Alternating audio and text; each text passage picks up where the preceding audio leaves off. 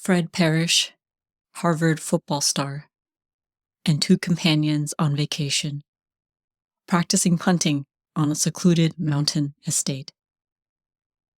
A sudden storm breaks out.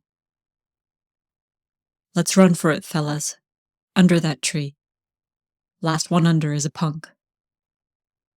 Suddenly, the comrades are deafened by a dazzling bolt of lightning. It strikes squarely at the tree and shimmers down to the athletes. They're dead. I wonder if I am. I can't seem to think. I've got to get help. My plane.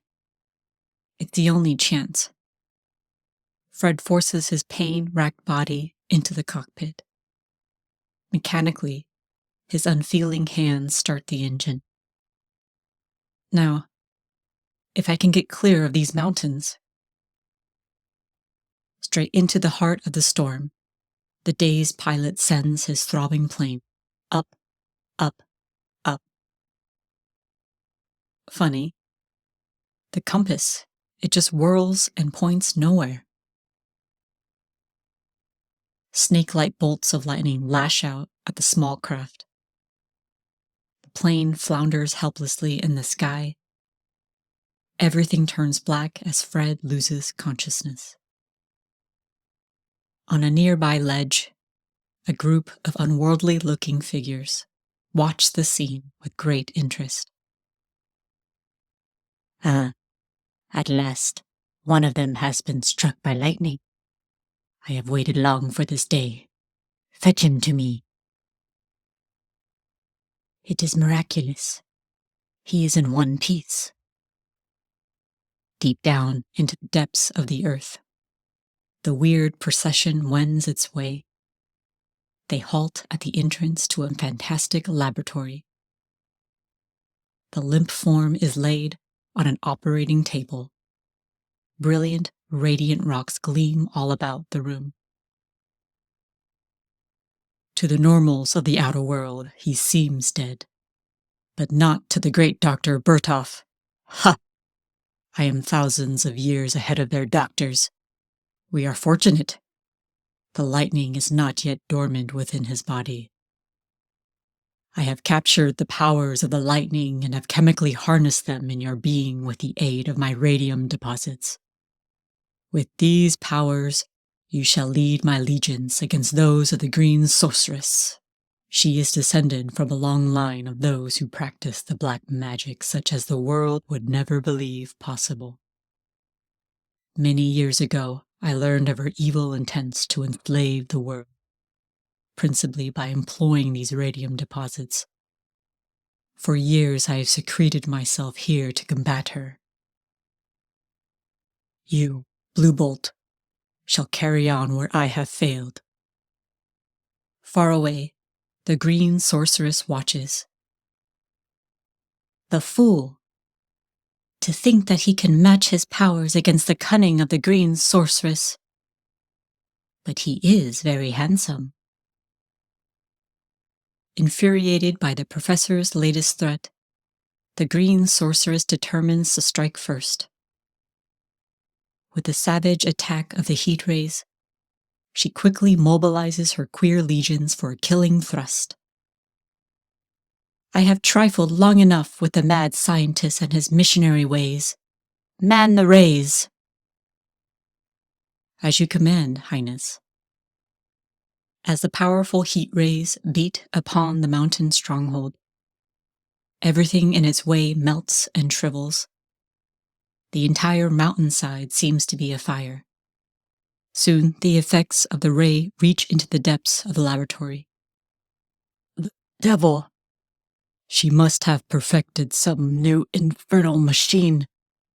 I can't breathe. But the newly endowed powers of lightning are not to be denied. With a mighty lunge, Blue Bolt hurls himself and the scientist into space, his lightning gun blazing openings ahead. This will fix your Phoenix machines.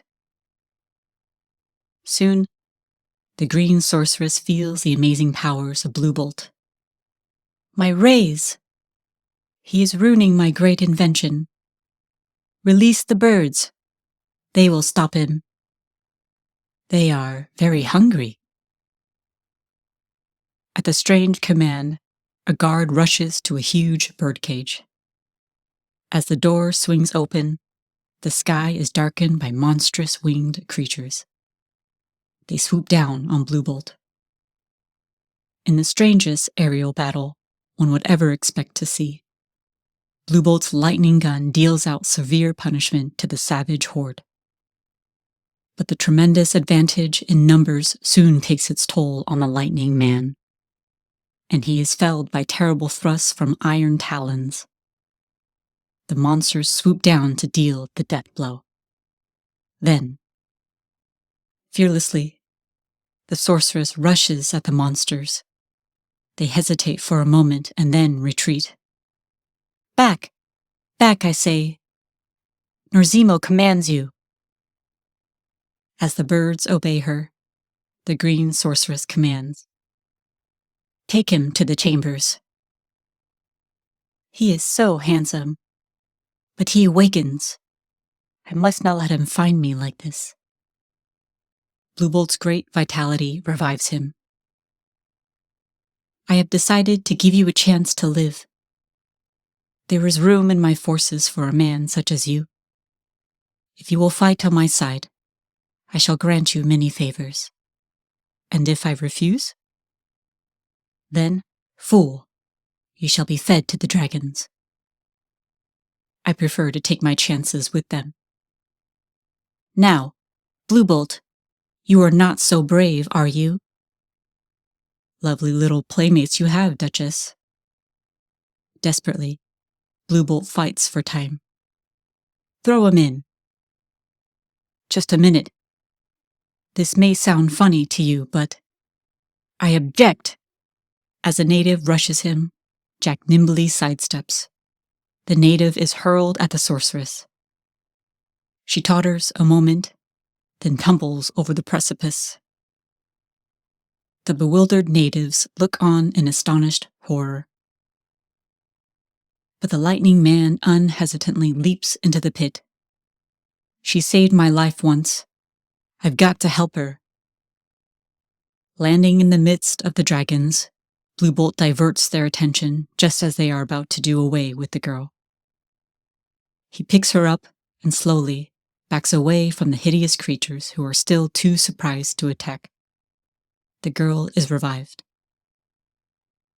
Instructing the sorceress to twine her arms around his neck, Bluebolt takes off in a mighty leap.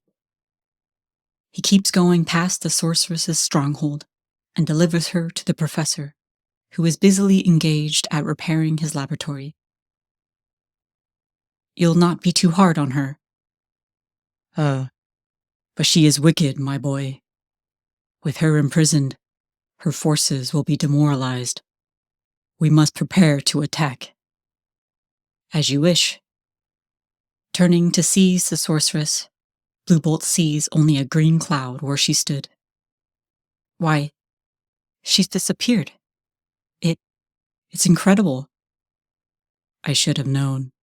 Gone, but I have a strange premonition that she will return, and more vengeful than ever.